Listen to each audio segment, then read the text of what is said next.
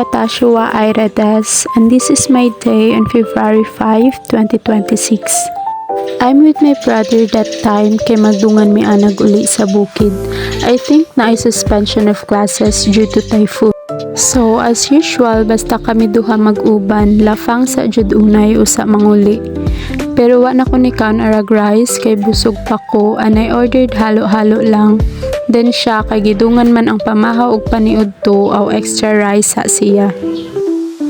Anyway, as an ate, it's nice to experience this kind of bonding with my brother bisan makabuhog bulsa. Kay we are very busy sa amo ang tagsa-tagsa ka life as a students, and after namo na nga diretso na dayon mi supermarket kay nagpalit ko sa mga ingredients sa akong gamayng negosyo sa eskwelahan.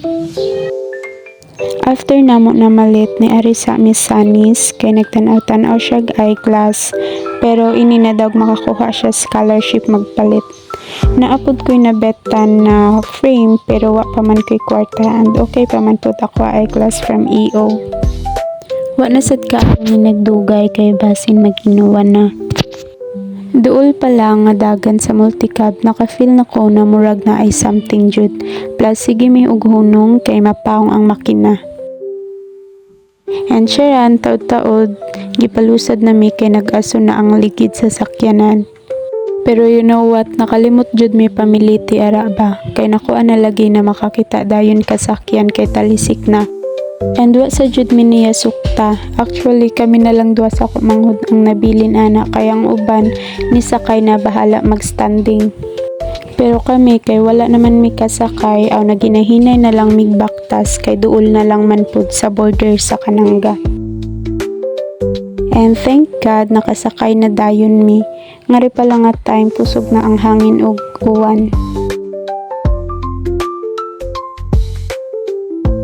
And di madugay na abot na dayon mi sa balay, and you know what, ang pinaka nice nga feeling kanang mauli ka sa balay nga na ay musugat nimo. And maujud na ako ang ginalook forward per me basta mauli ko sa amoa. Mga 10 minutes pud ko naghagwa-hagwa sa mga ero, then nag-ilis lang sa dayon kay manlawg pa ko sa mga baboy nya ako amang hod is mauya ko gisugo paglawg sa mga manok. Nya since hapon na ana nga time then run out, naghikay na lang po dayon ko nagpanihapon. And it's a wrap for my day. So yun lang, bye bye.